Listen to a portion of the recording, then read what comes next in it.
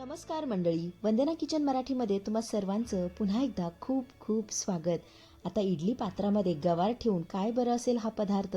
असा गवारीचा पदार्थ या अगोदर तुम्ही कधीही बनवला नसेल किंवा खाल्ला देखील नसेल. तोंडाला चव वाढणारा, झणझणीत, चटपटीत, खात्रीने सांगते की भूक नसताना देखील एक म्हणता 2 चपाती भाकरी तर नक्कीच खाल. मग काय, रेसिपी संपूर्ण बघायची आहे.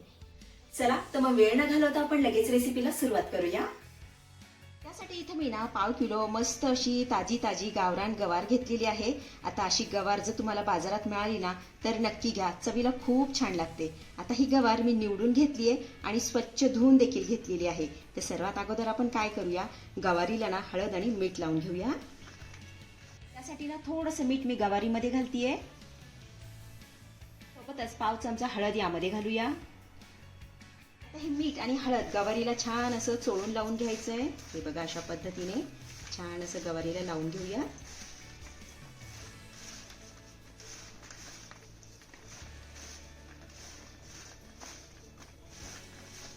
आता गॅसवरती मी कढई ठेवून घेतली आहे. यामध्ये 1 ग्लास पाणी घालायचंय. त्यानंतर लिंबाची एक फोड घालतेय, म्हणजे कढई आपली काळी होणार नाही. त्यानंतर अशा पद्धतीची आपल्याला यामध्ये रिंग ठेवून घ्यायची आहे. तर यावरती ना आपण इडलीची प्लेट ठेवून घेऊया. त्यानंतर हळद आणि मीठ लावलेली गवार आपल्याला ह्या प्लेटमध्ये अशा पद्धतीने ठेवून घ्यायची आहे.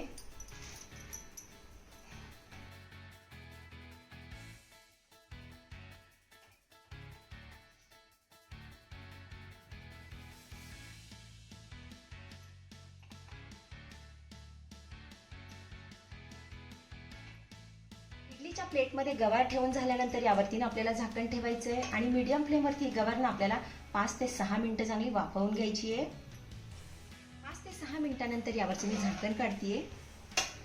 त्यानंतर बघायची आहे गवार आपली वाफवली आहे का. हे बघा, मस्त अशी गवार वाफवलेली आहे. यापेक्षा गवार आपल्याला खूप जास्त वाफवायची नाहीये.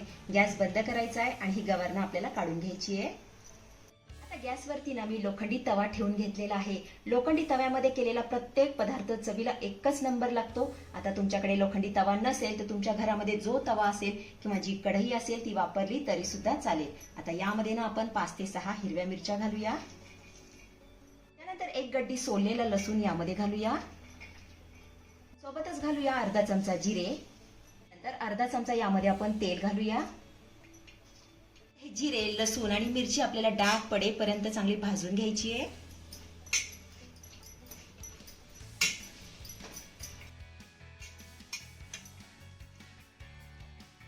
तर इथे आपलं जिरं, लसूण आणि मिरची छान अशी डाग पडेपर्यंत भाजून झालेली आहे. आता यामध्ये ना आपल्याला एक उभा चिरलेला कांदा घालायचा आहे. सोबतच घालूया 1 चिरलेला टोमॅटो. आता हा कांदा आणि टोमॅटो आपण चांगला मऊसूर होईपर्यंत परतून घेऊया.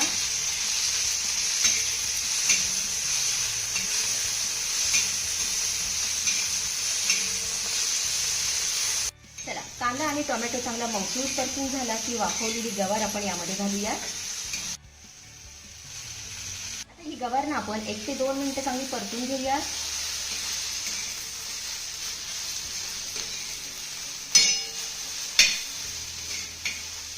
तर ही गवार ना मी चांगली परतून घेतलेली आहे. आता यामध्ये ना आपण 1 ते 2 चमचे पाण्याचा हपका मारूया.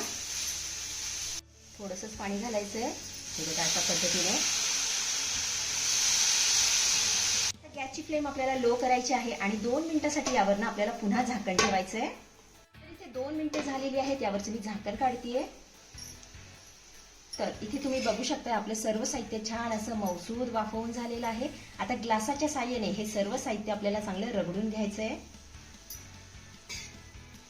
बघा, अशा पद्धतीने याला छान असं रगडून घेऊया. खूप जास्त बारीक रगडायचं नाही, तसं जाडसरच ठेवायचं आहे. अशा पद्धतीने.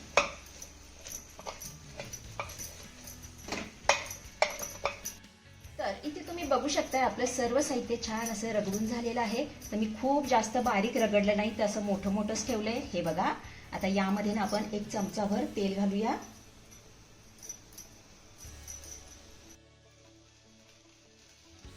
त्यानंतर चवीपुरतं मीठ घालायचंय. तर मीठ आपण अगोदर ना शेंगा वाफवताना घातलं होतं, त्यामुळे बेतानच घालायचंय. त्यानंतर छोटी अर्धी वाटी भाजलेल्या शेंगदाण्याचा कूट यामध्ये घालूया. हे सर्व साहित्य आपल्याला पुन्हा 1 ते 2 मिनिटं चांगलं परतून घ्यायचं आहे. अगोदर याला चांगलं मिक्स करून घेऊया.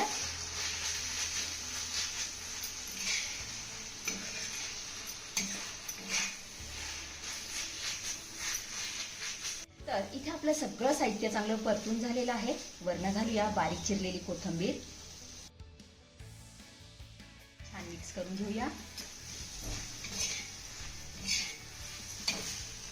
तर इथे आपला चटपटीत असा गवारीचा खरडा बनून तयार झालेला आहे. हा तुम्ही ज्वारीची भाकरी, चपाती किंवा वरण भातासोबत खाऊ शकता. चवीला इतकंच नंबर लागतो. अतिशय साधी आणि सोपी रेसिपी आहे. नक्की करून बघा. आपण आता हा खरडा काढून घेऊया.